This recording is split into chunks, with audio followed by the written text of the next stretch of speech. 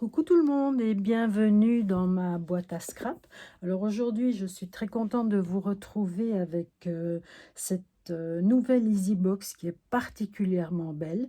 Donc pour celles qui aiment faire des mini-albums, vous allez être gâtés parce que celle-ci est vraiment très très chouette. Donc la box s'appelle Reliure japonaise. Donc comme vous voyez sur la boîte, ça va nous permettre de faire un mini-album format A5 que on va pouvoir faire relier avec de la ficelle. Donc, je découvre avec vous la EasyBox. Donc, on le sait, on trouve à chaque fois un petit fascicule avec le contenu de la box et aussi les matériaux, les outils qu'il faut prévoir pour réaliser le mini-album. Donc vous avez à l'intérieur bien sûr les explications. Donc pour pouvoir le réaliser, vous avez aussi des idées, quelques petites idées de décor. Donc tout ça est très très très sympa. Alors, le mini-album, le voici. Donc, je l'ai déjà déballé.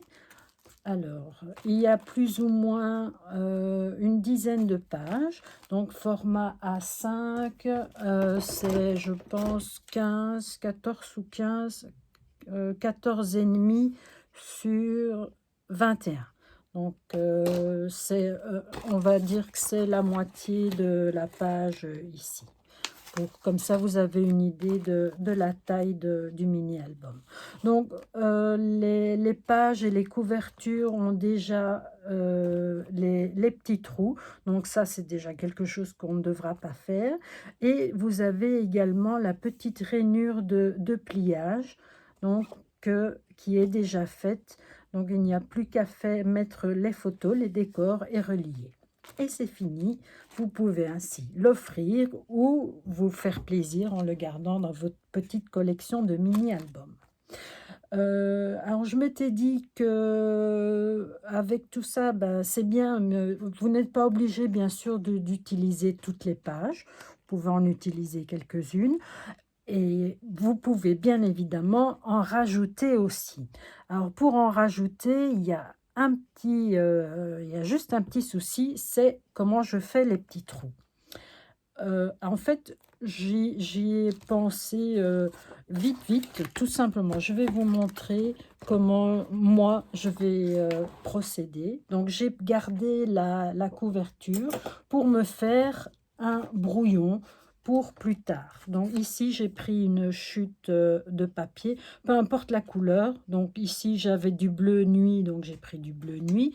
Et sur du papier foncé, j'ai pris mon crayon blanc, donc avec lequel je peux marquer sur du papier foncé. Donc pour pouvoir avoir les trous au bon endroit, je vais simplement aligner la couverture que j'ai déjà et qui est perforée avec le bord de mon papier et je vais venir marquer ici l'endroit où se trouvent tous les petits trous. Voilà. Donc ici je l'ai déjà utilisé, donc ah ben voilà, ici il y a un petit plastique. Essayez de bien enlever tous les petits plastiques. Donc ayez une petite pince à côté de vous. Voilà. Et comme ça, vous avez tous les petits trous qui sont marqués. Donc, une fois que ça c'est fait, ben, vous pouvez enlever votre couverture. Et donc, il ne vous reste plus qu'à faire les petits trous. Alors, pour faire les petits trous, vous avez besoin des outils perforateurs. Donc, qui sont ceux-ci. Donc, il y en a 3 différents. Donc vous pouvez faire des trous de taille différentes. Ici c'est un trou de plus ou moins 1 mm de large. Ici je dirais 2 et ici je dirais plus ou moins 4. Donc il y a 3 tailles. Ici pour celui-ci je pense bien que c'est le moyen. Donc oui, c'est plutôt le moyen. Quoique vous pouvez aussi utiliser le plus fin. pour faire les petits trous. Oups, je vous ai déjà montré quelque chose. Alors, pour faire les perforations, vous ne faites pas ça sur votre plaque multimédia avec ces outils-là. Donc, vous voyez, il y a un ressort. Si vous tapez sur votre plaque multimédia, elle est cassée, ça c'est sûr. Donc, vous retirez votre plaque, vous mettez de côté précieusement et vous prenez par exemple votre tapis de découpe ou autre chose, mais moi je prends le tapis de découpe, donc vous voyez que le mien il a déjà bien souffert, mais bon, et pour ne pas le faire sur la face où il y a mes centimètres, mes repères, je le retourne. Donc ici, bon, j'ai collé ma feuille téflon pour l'avoir sous la main, mais donc ici je peux faire le petit trou sans avoir peur d'abîmer ma plaque, mon tapis de découpe. Donc ici, ben, on va faire le premier trou. Je ne vais pas le faire sur mon téflon pour ne pas abîmer ma feuille de téflon. Alors pour ne pas que ça bouge, on peut aussi coller tout ça. Voilà, par exemple. Donc papier collant qui a déjà bien servi, mais c'est pas grave. Et donc il y en a parmi vous qui connaissent cet outil. Donc pour celles qui ne connaissent pas, vous prenez comme repère le petit marquage que vous avez fait. Vous essayez de positionner la pointe, donc le petit rond sur la marque. Voilà. Et vous levez. Bon, ça fait du bruit, j'aurais dû peut-être vous prévenir avant. Et voilà le petit trou. Et mon tapis, bon, bah, c'est à l'envers, il y a une petite marque, mais c'est pas grave. Alors, je vois ici, bah, il faut toujours tester que le trou est un petit peu grand. C'est pas grave, on va essayer, donc ça fait du bruit. On va essayer le plus petit, qui sera, je pense, peut-être un peu plus proche. Oui, voilà, celui-ci est mieux. Voilà, comme ça vous pouvez voir, je vais mettre sur du blanc, voilà, et là vous avez je dirais que ce serait plutôt celui-là pour pouvoir faire les petits repères de votre des nouvelles pages.